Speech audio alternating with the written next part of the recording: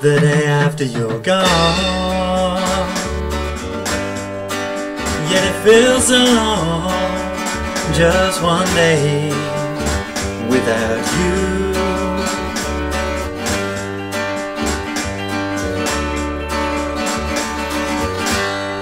The day after you're gone, and I can't go on or find my way without you.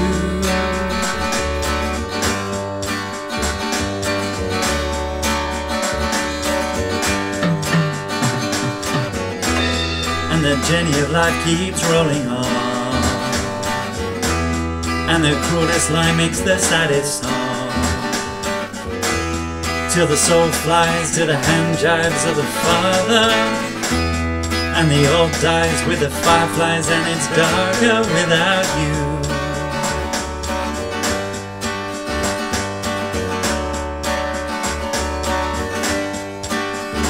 Without you.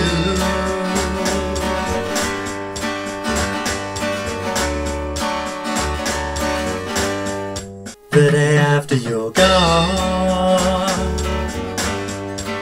and I'm hanging on, it rains today without you.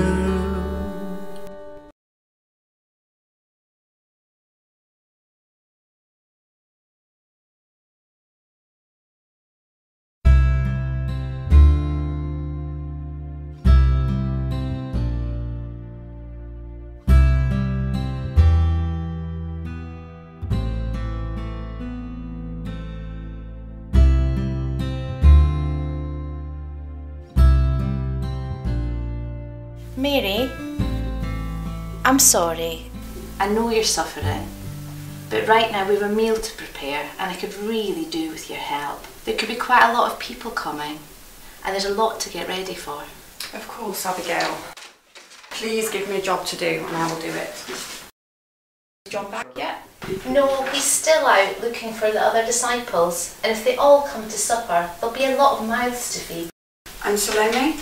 Your sister and James have gone down to the river with the donkeys. They won't be long. Meanwhile, here are the potatoes. If you can peel them, cut them up and put them in the pot, that would be wonderful. Of course. Good. Right. Well, I need to nip out and buy a few things. I won't be long. Are you going to be okay, Mary? I'll be fine, Abigail. Now, don't answer the door if anyone comes to the house. It's Miriam's job to do that. Okay. Right, I won't be long. Bye. Bye, Abigail.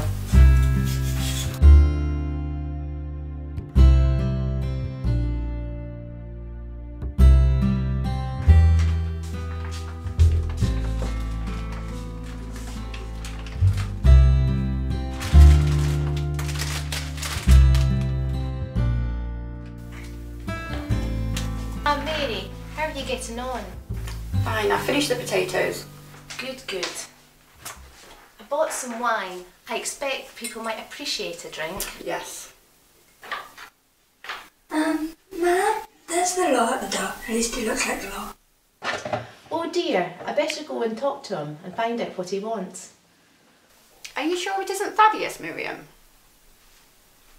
He's a disciple now, but he used to be a detective in the Nazareth police and he sometimes still can't help himself just acting like a policeman. Did you hear about the time when Jesus was bundled out of the synagogue in Nazareth and almost killed? Thaddeus came to our village priest's house to ask him all about the incident, and I happened to be there. Well, if you hadn't been there, I would have never become a follower of Jesus.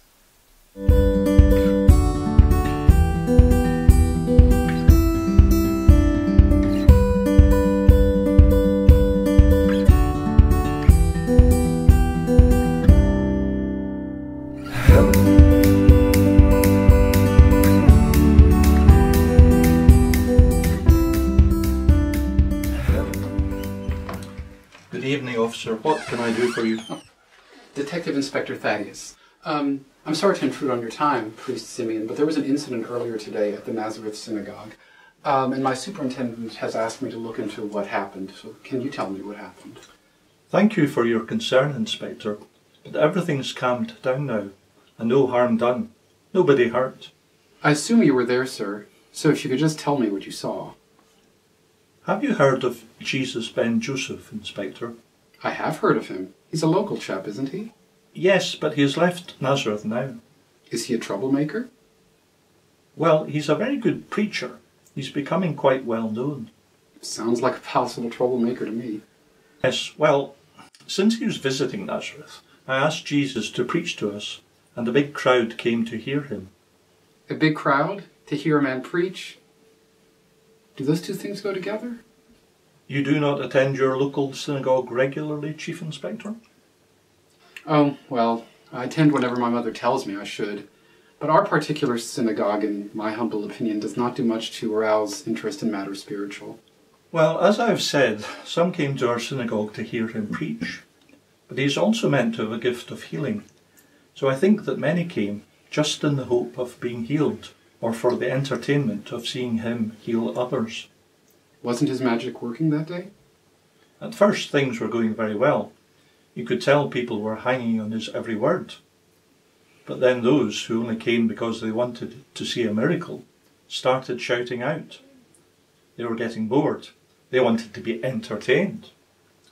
I rather think that their behaviour annoyed Jesus, because instead of healing anyone, he carried on preaching about times when God did miracles for non-Jews and not for Jews. I'm sorry, Priest Simeon, but he sounds like a con artist to me, coming up with these excuses for why his magic isn't working. I suspect a lot of people who were there thought the same, Inspector. What happened after that? What happened after that is difficult to explain.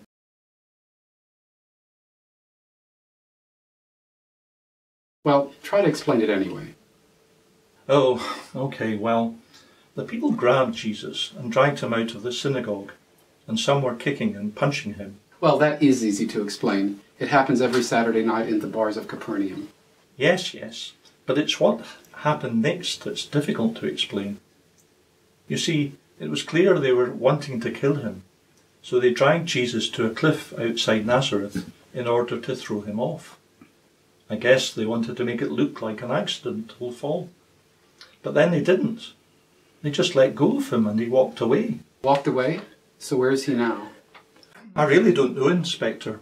You should ask his mother. What's his mother's name? I'll just get her. Mary, could you come in for a minute? This is Jesus' mother. Her name's Mary. Oh, I was just leaving, Inspector. If you'd be kind enough to walk me home, then I'm more than happy to answer your questions. In fact, Jesus' brothers and sisters will be more than happy to share any thoughts they have with you. Have you eaten? Well, now that you mention it, it has been a while since I've eaten. Mary's a very good cook, Inspector. Very kind of you to say so. You must come for a meal sometime, Simeon. You're always welcome. I'd love to, Mary.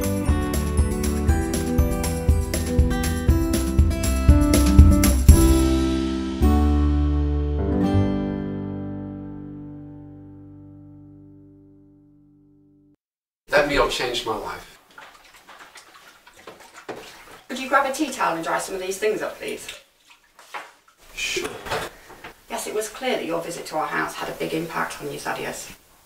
Yeah, I mean, I had never met a family before that day that had God so much at the heart of it.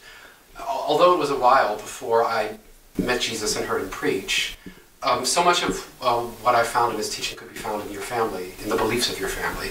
I could see that the concern for the poor and needy had been fostered by you and no doubt your husband. I think his compassion for those who suffer was always there, Thaddeus, and in that way he shares his Heavenly Father's heart. Do you not regret becoming a follower of Jesus, now that we could all be in serious trouble? No, I have no regrets. I made a choice to follow Jesus, and I still believe it was the right choice to make. I didn't just drift into it. I didn't become a believer because of the miracles or because of all that he ticked all my boxes of what I thought a leader should be, or what he should say or what he should do. It was much more simple than that. In Jesus, I discovered a man I could happily follow, a leader unlike any that I'd seen or heard before.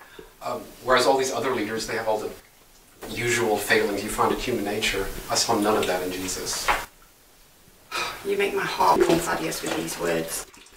But I fear there may be a few people coming here tonight who do have regrets. We'll see. I'll go. How many are coming tonight? We don't really know how many's coming tonight. Everyone's frightened, so they may just prefer to keep their heads down, rather than come here.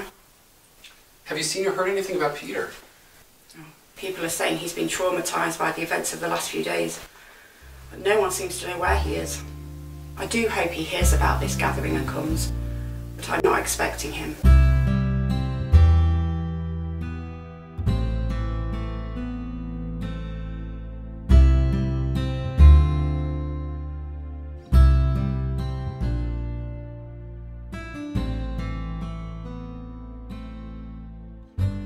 Hello, I'm Salome. I don't think we've met before. Hello, I'm Mary, the mother of Mark. Mark, young Mark, and very energetic lad, always rushing off somewhere. Yes, that sounds like my Mark. Well, you're very welcome. Is Mark here with you? No, he isn't. Look, I've come here because I'm desperately worried about Mark. He came home soon after midnight on Friday morning. He was naked and panic-stricken, and he's stayed shut up in his room ever since. I'm afraid he might be having some sort of breakdown. I really think he needs someone to talk to, other than his mother. So I came here, hoping that John might go and see him. He's been such a good friend to Mark, and Mark really looks up to him. Of course. John's not here at the moment, but I'll send someone to fetch him right away and tell him to go over and see Mark.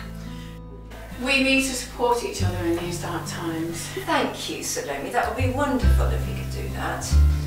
In the meantime, would you like something to eat before you go? Oh, no, thank you. I need to get back to Mark. But we shall meet again, Salome. Well, hopefully under much happier circumstances next time. Thank you.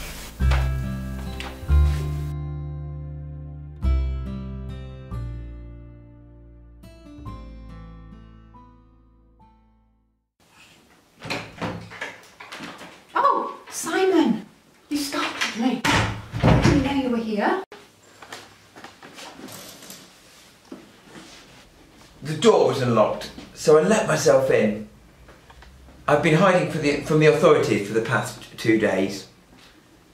I haven't slept or eaten since Jesus was arrested. Did you hear what happened to Jesus? I overheard some people talking about it, and then the sky went dark. I've been hiding in a barn just outside the city, and then about an hour ago I remembered that Dom's parents had this house. And I thought, I wonder if this is where some of the disciples are gathering. And I thought I'd come here to see if I could stay for tonight. Can I stay for tonight, Mary? Just tonight? Of course you may, Simon. You're welcome here. John is out now, gathering the other disciples together. This is your place, Simon. This is where you belong. The others will be so glad to have you here. Why is John gathering the disciples together? Mary, you know it's over, don't you? The great rebellion I thought Jesus was leading has collapsed. It's done, it's finished. Jesus has let us down. Rebellion? Let us down? But how?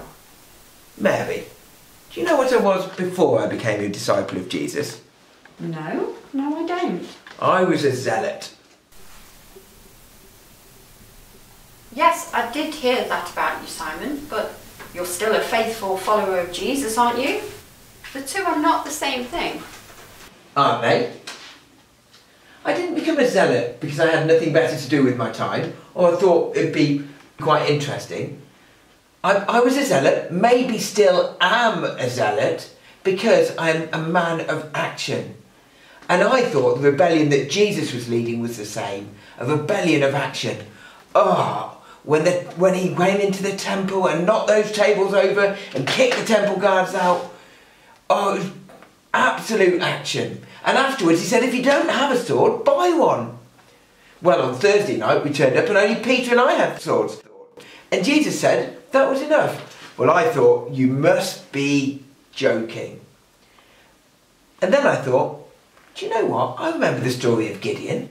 I remember how God made the army smaller and smaller so that when the enemy were defeated, all of the glory went to him. I thought, do you know what? That's what Jesus is doing with us. He's doing something similar to us. And then, when Judas came into the garden with the temple guards, there was only 2 swords to the fight, but I was willing to fight. I was ready to get at it. I was ready to go and kick those evil people from the temple out of the country and expel the Romans from our land. Well, that didn't happen. No, it didn't. No, it didn't. Peter struck first. He chopped off the ear of one of the temple guard servants. And I was ready to go then, join the fight. But Jesus stepped in and stopped us. And he actually asked them, do you think I'm leading a rebellion? And I wanted to step in and say, yes, Jesus, yes, of course you're leading a rebellion. If you're not leading the rebellion, what the hell are you doing here? Peter, he should have pressed on with the fight. And I would have joined him. But he ran, he was the first to run, and then everyone ran away. And then I was the only one left, so I had to run too. I cannot express the anger that I feel towards Jesus. He has led us into a fight that he had no stomach for. I was ready to fight and die if necessary for the cause, to kick those evil people out of our country. But now I am a complete laughingstock, and I always will be. I will never recover. And I hold Jesus fully responsible. Simon, please don't take this the wrong way. But I can hear the pride in your voice as you speak of what happened that night. I can't understand. None of us can. How all the things that have happened with Jesus were leading to these terrible events. But I just can't help but feel it's not really over. There's got to be more to this. Simon, I beg you. Please just wait. Just wait and see what happens. Excuse me, Mel, but my mistress Abigail wanted to see you. All right. Thank you, Miriam. Now, Simon, please get some rest and food. John and hopefully some of the other disciples will return shortly. Hopefully some of them are feeling and thinking the same as we are. We need each other now, more than ever.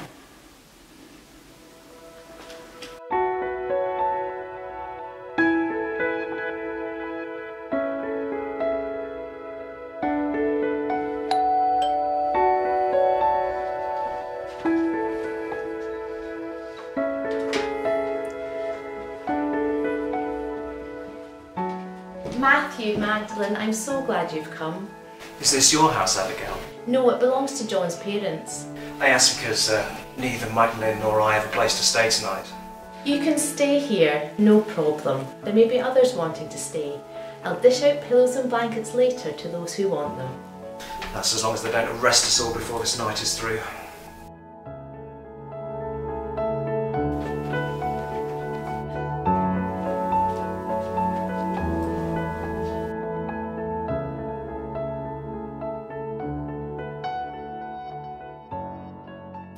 Do you think the Romans in Capernaum would take you back as their tax collector? You want to go back to that job? Oh, of course I wouldn't. But it's the only work I know how to do. And they are always looking out for people to be tax collectors. Can't imagine why. But don't you understand? Since I'd be working for the Romans, I'd come under their protection. Like we were under Jesus' protection.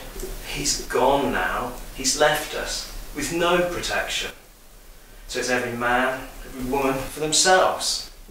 John and Abigail, they can look after us tonight with food and shelter. But who's going to look after us tomorrow night? And the day after? And the day after that? Who's going to look after us when the temple authorities send out their people to round out those who are followers of Jesus? Are you saying you're no longer a follower of Jesus? Magdalene, he's dead. You saw him die. You can't follow a dead man. Jesus may have died. But God is still alive, Matthew. Can't we trust him to look after us? Let me ask you a question, Magdalene.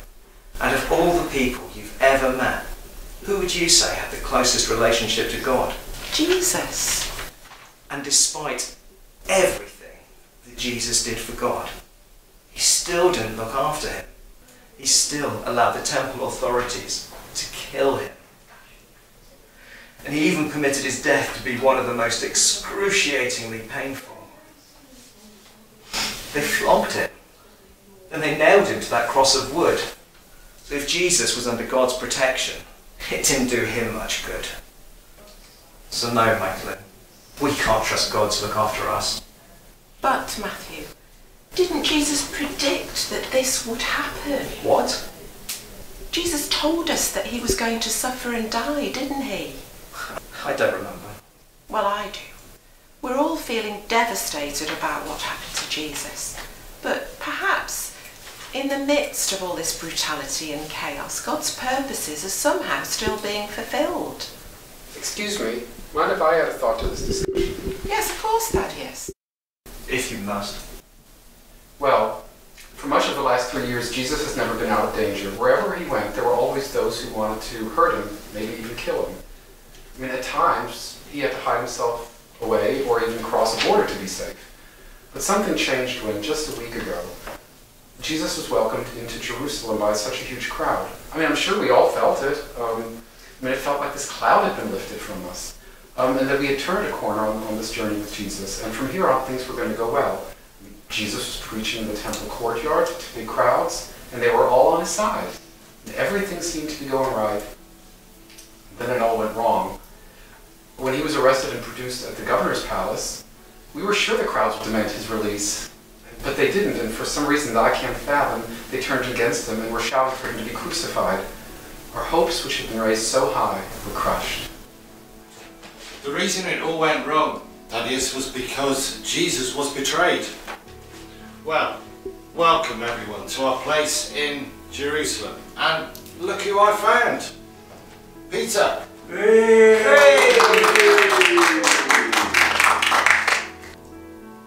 Thaddeus, if Judas had not been in league with the temple authorities, Jesus would still be alive. I should have realised what Judas was going to do when he left the meal on that Thursday evening. I thought Jesus was sending him on some sort of errand. I could have stopped him. I hadn't realised that the temple authorities were already onto him.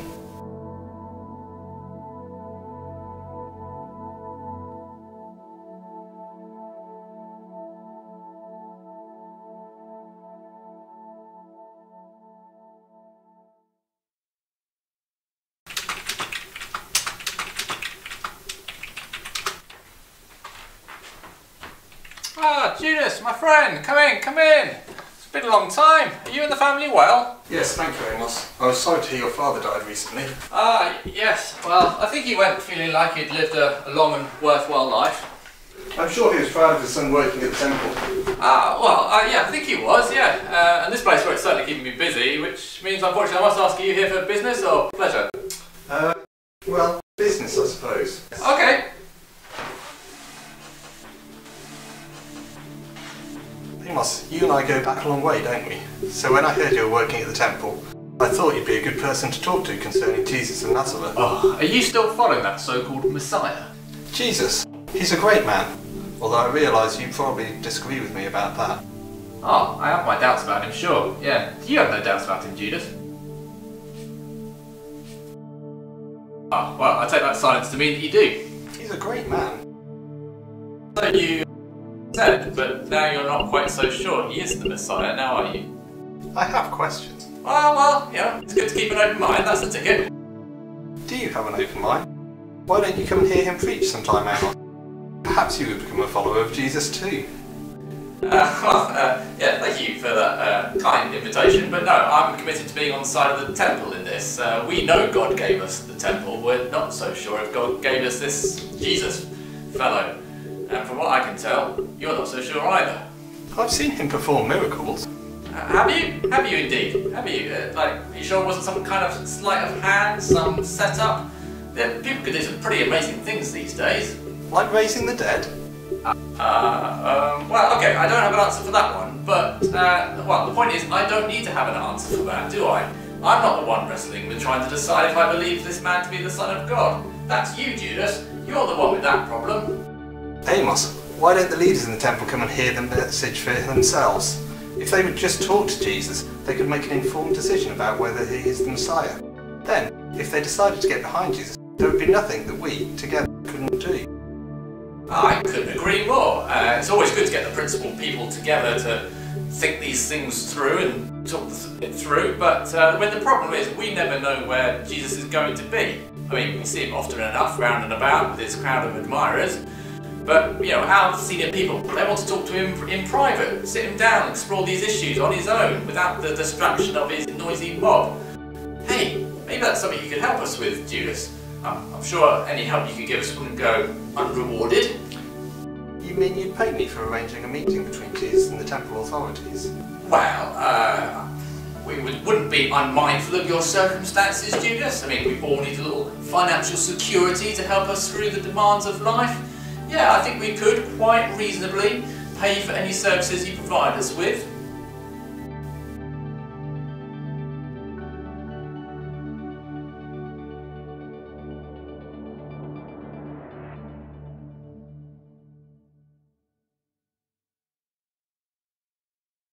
You should know, John, that Judas died earlier today. It's not clear whether he took his own life or it was an accident. But then, who knows what was going on inside his head when he betrayed Jesus? Judas had allowed evil into his heart. That's all that matters. Don't you agree, Peter? That evil had taken hold of Judas, either through his love of money or a warped sense of his own self-importance. And from that point onwards, evil was controlling the events that led to Jesus' death. I agree with you about Judas, John, but not about the idea that evil then had control over what happened next. I've been thinking about almost nothing else for the last 24 hours, and as I reflected on what happened to Jesus, so I came to see how much he controlled everything. He predicted both Judas and my betrayal of him. Your betrayal of him? Yes, maybe you haven't heard about that.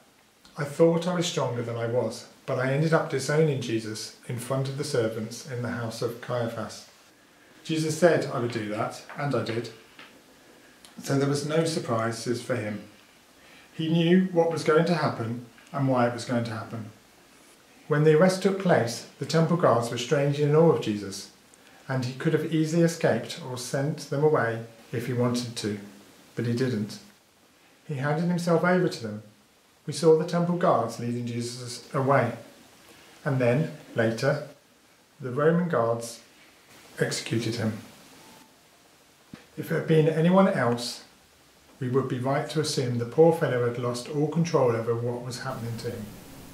Yet lots of little things that happened tell me that this was not the case with Jesus, and this gives me hope. So what do we do now, Peter? Now, what can we do but wait, eat our meal, and see what God has in mind to happen next?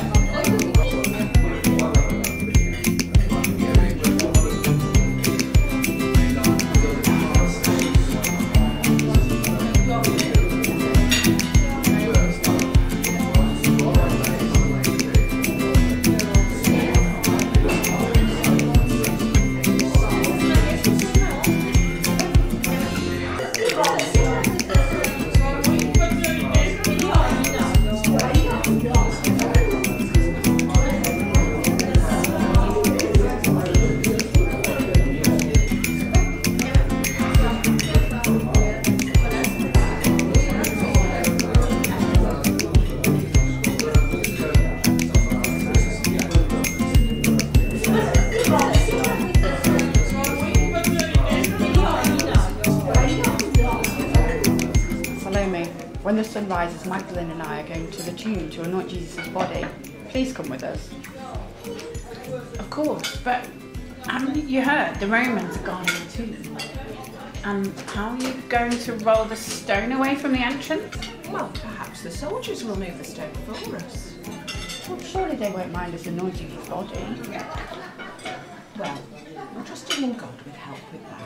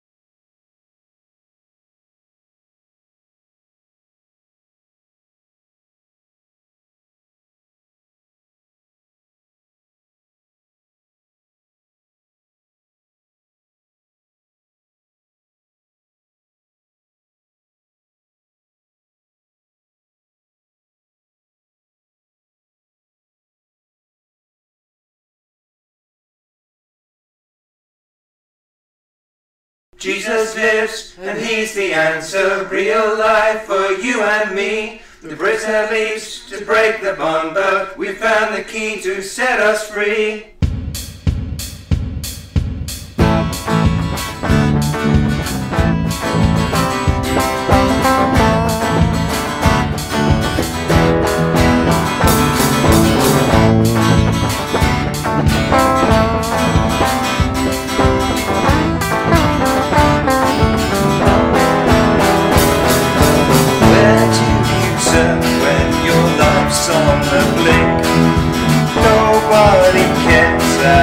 That's what you think. Searching for friends on the phone, finding yourself all alone. Jesus lives, and he's the answer, real life for you and me.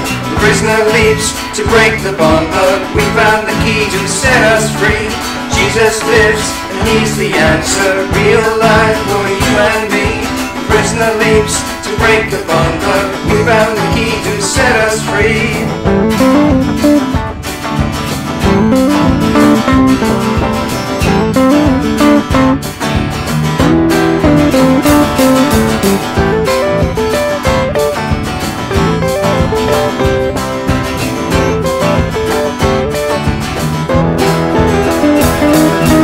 Everyone's saying you've got to be strong, finding a place where you think you'll belong, picking yourself off the floor, hoping there'll always be more. Jesus lives, and he's the answer, real life for you and me. Prisoner leaps to break the bond, but we found the key to set us free. Jesus lives, and he's the answer, real life for you and me. Prisoner leaps to break the bond, but we found the key to set us free. Jesus is alive. Jesus is alive. Jesus is alive. Jesus is alive. Jesus is alive. Jesus is alive. Jesus Jesus is alive.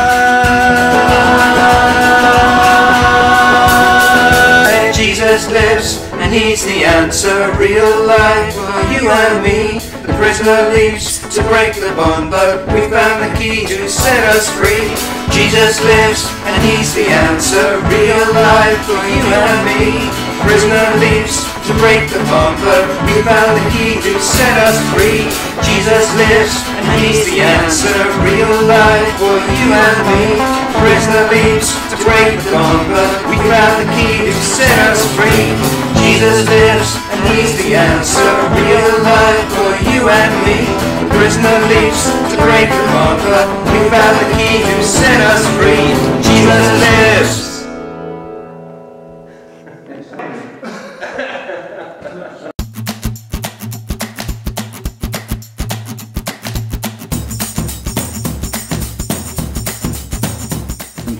Okay, for me. Good evening, officer. Sorry. Do that again? Yeah. That worked.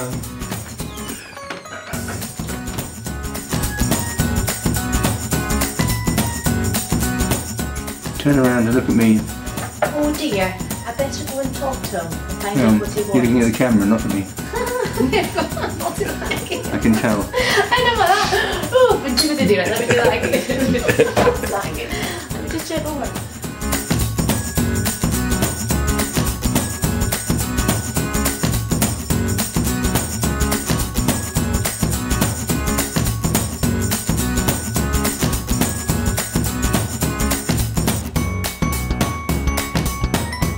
You're rolling.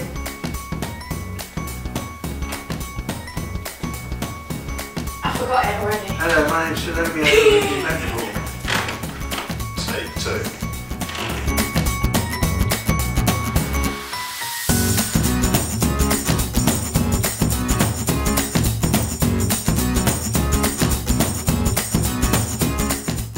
We're already on to him.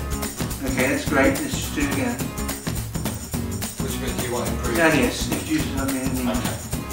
It's coming. It's coming up. The words are gradually getting back in the head.